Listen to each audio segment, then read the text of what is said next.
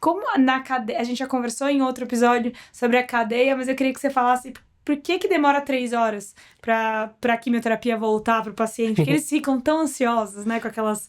Essa é uma pergunta muito interessante por entender que o bastidor acontece muitas comunicações.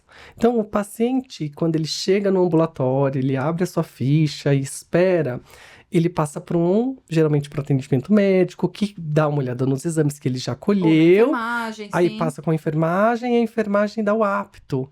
Aí sim começa a cadeia de produção da quimioterapia da bolsa desse paciente. Personalizada para ele. Personalizada para ele, aonde vai ser revisitado, essa prescrição possivelmente já foi validada, mas ela vai cair dentro de uma central de manipulação de quimioterapia.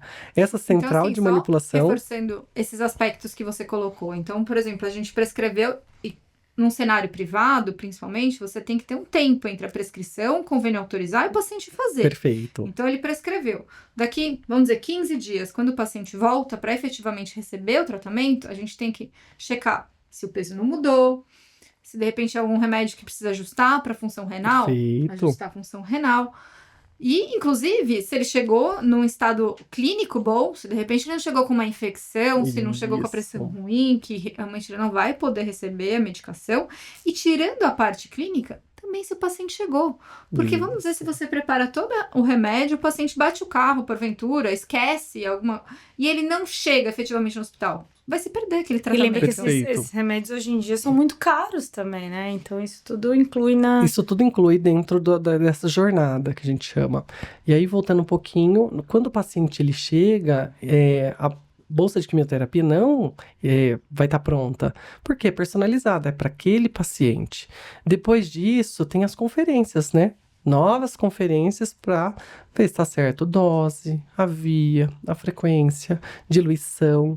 E aí sim, hoje algumas instituições têm o prazo de quando o paciente abre a ficha com o apto da enfermeira, é 1h30 para aquela bolsa chegar até o paciente. Mas tem algumas instituições que podem ter um maior volume, isso atrasar um pouco.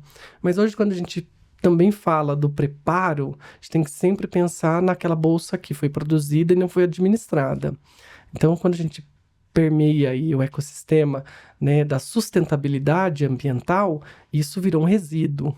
Então, esse resíduo também tem um descarte. Então, também estou aí, querendo ou não, utilizando uma ferramenta de sustentabilidade, o descarte correto. Então, não é só a produção.